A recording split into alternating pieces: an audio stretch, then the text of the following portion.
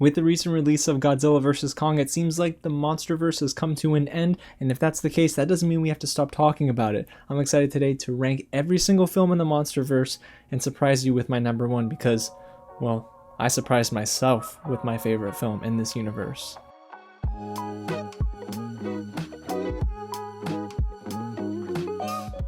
What's going on, you guys? James here, and today, yes, we're ranking every single film in the MonsterVerse. There are only 4 movies, but guys, there's a lot to talk about. If you haven't already seen my spoiler-free Godzilla vs. Kong review, you're going to want to find that at the top of the screen or just search for it on the channel. That movie, for as fun as it was, I had some issues with it, but guys, where does it rank among the MonsterVerse? And honestly, you probably can already guess what's at the bottom. I mean, there's really no surprise, right? Now, before we get into it, guys, if it is your first time here at the channel, welcome to Real James, where I talk about movies like this all the time. So if you don't want to miss out on rankings just like this, go ahead and hit the big red button below, smash that bell, and tap that like button because, guys, I want to be able to do more stuff just like this. Let me know what your ranking looks like in the comments below as well. Your 1 through 4, the worst to best or best to worst. Just let me know how you're ranking it, but I'm really curious to see what you guys say is your favorite film in the MonsterVerse. Alrighty, y'all, well, you know what? Let's not waste time and let's dive into this very fun and rocky shared universe. The chronological order of the MonsterVerse is as follows: Kong, Skull Island, 2014's Godzilla, 2019's Godzilla King of the Monsters, and Godzilla vs. Kong. So by now, I'm sure most of you have already seen Godzilla vs. Kong. You know what happens, but don't worry, I'm not going to dive into spoilers here in this list. But for the other films, I mean, it's pretty much open season, right? According to Wikipedia, the franchise has grossed a combined $1.6 billion worldwide, and you can tack on many more millions after Godzilla vs. Kong finishes its theatrical run, because overseas, it's already doing numbers, and here domestically, I'm believing that this movie is going to revive the theatrical experience a little bit. It won't get it all the way there, clearly, because we're still in a pandemic, but I saw Godzilla vs. Kong in IMAX, and let me tell you, movie theaters are alive, and hopefully, they'll be doing much, much better. Alrighty, y'all, so let's get into my ranking. Starting with number 4, the bottom of the bunch in the MonsterVerse goes to Godzilla, King of the Monsters in 2019. This movie was released May 31st, 2019 and directed by Michael Daugherty and written by Michael Daugherty and Zach Shields. This is the only film in the MonsterVerse that does not have Michael Bornstein attached as a screenwriter, and honestly, he might be the key in this entire universe that actually makes the films feel bearable when it comes to the human element. Guys, there's so many things wrong with this film. It's a mess narratively. Yes, the monster battles are really cool, but it is so dark, it's rainy, and what's up with this overemphasis on the blue aesthetic? I get it, you know? Godzilla is atomic, right? He's going thermonuclear. Oh gosh. But this movie just has no consistency to it whatsoever, and honestly, it brought me to Sleepy Town more times than once. Now, it's funny that this film is at the bottom because I remember being one of the few that enjoyed King of the Monsters after a press screening years ago. And ahead of this ranking list, I wanted to rewatch these films, and let me tell you, this being the first time I rewatched the movie outside of a theater, and wow, it is much worse than I remember. The amount of expositional dialogue is unreal, there's way too much focus on the human element, and neither Michael Daugherty nor Zach Shields can actually write for these human characters. And I hate the fact that there are good actors in this movie that are given terrible bits of dialogue, and honestly, some of the acting here just isn't good overall. I love you, Kyle Chandler, I do, but this whole whisper, shouting under your breath thing doesn't work, and Millie Bobby Brown tries to massage this script as much as she can, but it doesn't work out. And Vera Farmiga, who is a great actress, again, is just a generic character in this film. And Charles Dance, man, I love him, I really do, but another generic villain. So the word generic really is a great word to describe this film. And then there's Thomas Middleditch. I just forgot he was in this film, and he gets served the comedy relief role. Spoiler, he's awful at it here. Absolutely nothing about the story was neither believable or compelling, and it took me 40 minutes to get locked into what was on screen, and that's only because we saw King Ghidorah. So it's the monsters that are the saving grace for this film, but not even the monsters can make this movie something I would, 1, recommend, and 2, tell you to rewatch. If you've seen it once and you don't like it, just your opinion is not going to change, I'm sorry. I mean, gosh, this movie is just one of the worst films I've seen in a little while, and that's because it has so much promise. The foundation is there, and it just can't execute. And can you guys believe that the same cinematographer that worked on Godzilla King of the Monsters worked on Joker?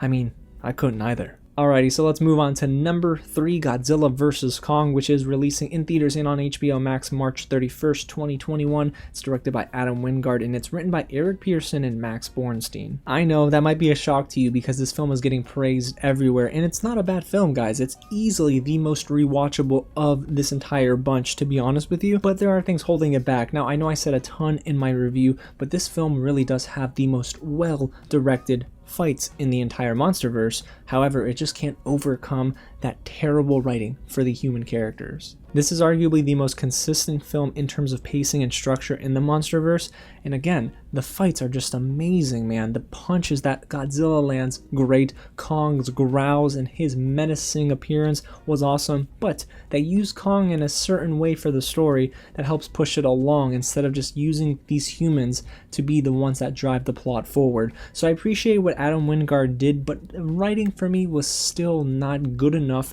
for it to be better than the other two films on this list. But let me say a few more things about Godzilla vs. Kong. The visuals were great. The pulse-pounding score by Junkie XL was probably the best in the entire MonsterVerse, and even the humor worked. Brian Tyree Henry, he just steals the show here. He's amazing. He plays this conspiracy theorist turned genius, but he is so good at delivering all of these lines and these punchlines, and he works well alongside Millie Bobby Brown, who is also pretty good in this film. She's much better here than in King of the Monsters.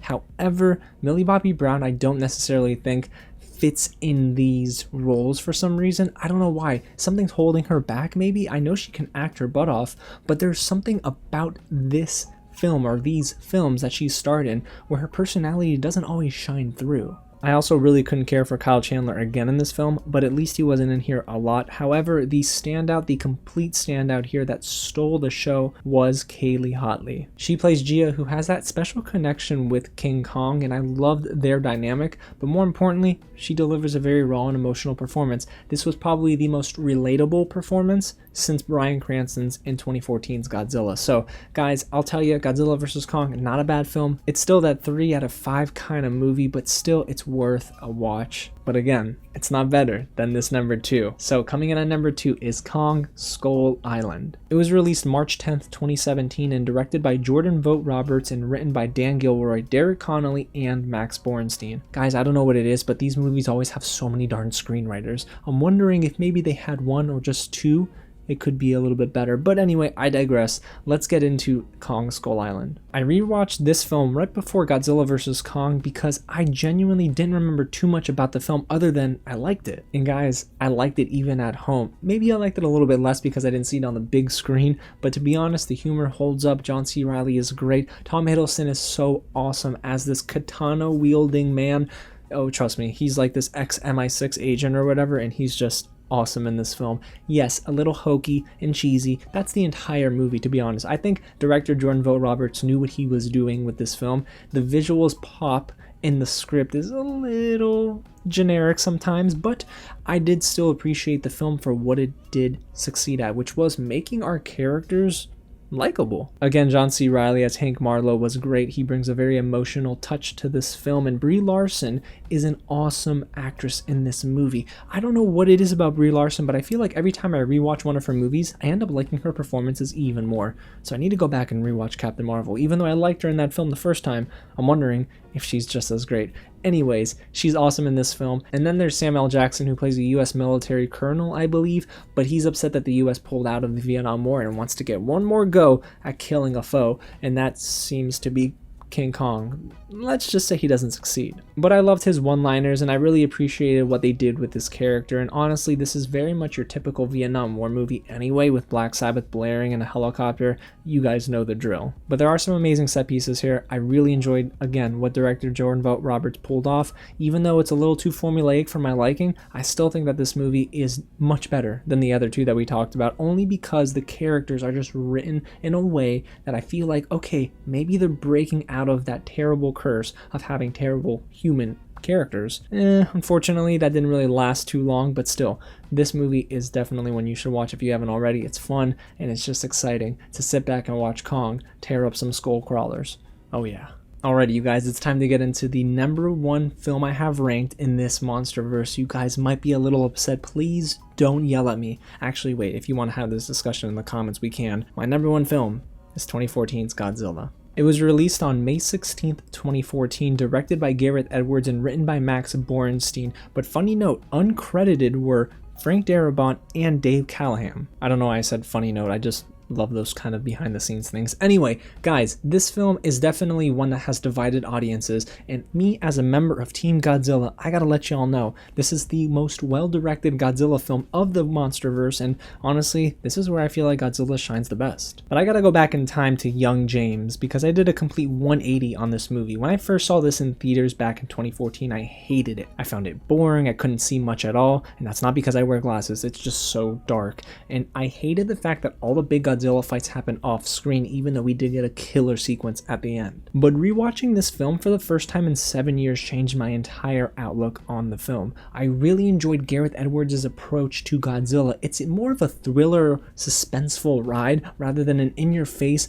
kaiju freaking movie. I couldn't find the words there. This very chilling and dark tone made for a really good Godzilla origin film, and the fact that this is a blockbuster film, I can't believe how bold and audacious Gareth Edwards was, because most directors would not go in this direction and commit to their vision. If this film were to be released now, I don't think it would do as well as it did, because it was the first Godzilla film here in the US in quite some time, but Gareth Edwards just nails it. It's so great what he does with the characters in this film, but also the set pieces. The quarantine zone with Bryan Cranston and Aaron Taylor Johnson really screamed The Last of Us, but honestly, it was just so beautiful to witness, and everything looked so big. The scale, the size, I couldn't believe how amazing this film looked, even here at home. The halo jump with the red streaks flying across the sky, oh my goodness, guys, this is what you go to the movies for. And I know most people don't want to hear that, or probably didn't think that when they left the theater, but this is a film that grabbed me. And on second watch, I don't know what happened, but I was totally in tune,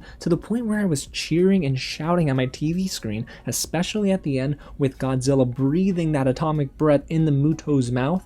I was beside myself in the best way. And I absolutely love some of the dialogue we get here, like Ken Watanabe's line, "Let them fight." Now granted, the writing here for our humans still isn't great, but it's at least more tolerable than in any of the other films. And the reason I say that is because it had a certain element to it, right? Family, care, selflessness, and compassion. And I think we see that a lot with Aaron Taylor Johnson's role, but also with Bryan Cranston, who honestly delivers the best performance in this MonsterVerse, and is the only time that the MonsterVerse got our human characters correct. This is the only time it felt near perfect for these monster movies. And then you have Elizabeth Olsen, who's a gem. I love her, but man, she was misused in this movie. I hated the fact that she was very pedestrian in so many scenes, but man, this film for me just worked on second watch, and I just love that this film doesn't try to be a mix of both funny and dark. It sticks to a consistent tone, and honestly, when it focuses on the humans, again, it's just not distracting enough for me to say I hate this film. I know a lot of people don't like it, but man, I really appreciate what Gareth Edwards did here. And guys, I need to add a single footnote at the end of this list. I think as a whole, the MonsterVerse is really underwhelming to me. They could just never nail the human element to these stories, and the fact that they dedicated 80 to 90% of the story to them and they still couldn't nail it really just disappoints me. Yes, we got some of the best fights we've ever seen, and the CGI was stunning in Adam Wingard's Godzilla vs. Kong, but then you get King of the Monsters, where again, it's just 2 hours and whatever 20 minutes of nonsense. There were a lot of missteps along the way, and even though these are box office darlings and they've made Warner Brothers and Legendary so much money, I feel like as a fan of both of these monsters, I kind of wanted more. So there you have it, you guys. That's my full ranking of the MonsterVerse. If you missed it, you skipped to the end somehow and you found yourself here, let's run through it one more time. Number 4, Godzilla, King of the Monsters. Number 3, Godzilla vs. Kong. Number 2, Kong Skull Island. And number 1, 2014's Godzilla. Again, I want to know what you guys have to say about my list, and give me yours down below in the comments. And if you haven't already, smash that big red button below, subscribe to the channel, and tap on that bell, because guys, we got so much more fun stuff happening this week. Tomorrow, I'm dropping my review for Netflix's Concrete Cowboy. Idris Elba, come through, baby. And then Friday, got The Falcon and the Winter Soldier, and maybe we'll talk a little Invincible. Let's see how that goes, guys. Alrighty, y'all. Again, thank you so much for watching, and I'll catch you at the next screening. Okay, I'm gonna go now.